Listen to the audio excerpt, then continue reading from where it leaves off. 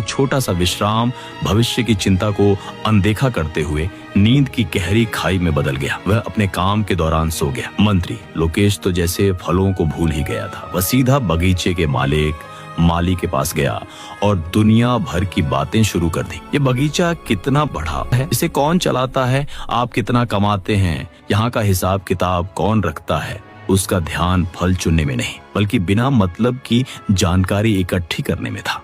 वह घंटों तक माली के साथ बैठकर चाय की चुस्कियां लेता रहा, ये सोचते हुए कि बातचीत भी एक कला है और फल तो बाद में भी भरे जा सकते हैं। उसे पता नहीं था कि यह बातचीत उसकी सांसों की आखिरी गिनती साबित होने वाली थी। सूरज ढलने लगा। अचानक महल से एक तेज तुरी की आवाज गूंजी।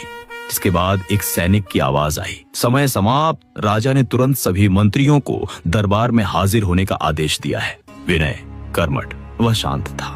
उसने अपनी मेहनत का फल सुरक्षित रूप से उठाया। रमेश आलसी, नींद से जागा, उसकी आंखें खुली की खुली रह गईं। उसका झोला लगभग खाली था। दहशत में उसने बगीचे के सबसे गंदे नीचे गिरे हुए सद्धे गले हुए कुछ फल और नीचे गिरी मिट्टी छान कर रख ली और मिट्टी से सने पत्थरों को जल्दी जल्दी भरकर ऊपर से 2 ताजे फल डालकर बंद कर दिया, सिर्फ बाहरी दिखावा करने के लिए। लोकेश उसने देखा कि बाकी दोनों ने सारा ठीक ठाक माल समेट लिया है। अब उसके हाथ सबसे घटिया, पूरी तरह सड़े गले और कीड़े लगे फल ही लगे, जो किसी काम के नहीं थे। उसने रोते हुए उन सड्ढे गले फल को अपने झोले में भरा, ये जानते हुए भी कि उसने अपनी जिंदगी की सबसे बड़ी बाजी गंवा दी है। दरबार में राजा ने तीनों के झोले देखे। एक झोला भरा चमकदार पौष्टिक फलों से, दूसरा झोला जिसका वजन तो था पर गंदगी और सड़े हुए फलों की बदबू आ रही थी, और तीसरा सड़े हुए कचरे से भरा झोला। राजा ने बिना किसी टिप्पणी के तीनों झोलों को मुहर लगाई और एक भयानक घोषणा की, तुम तीनों को अब से अगले 10 दिनों के लिए अलग अलग काल कोठरियों में बंद कर दिया जाएगा। और सुनो, तुम्हारे लिए भोजन वही होगा जो तुमने इन झोलों में भरा है।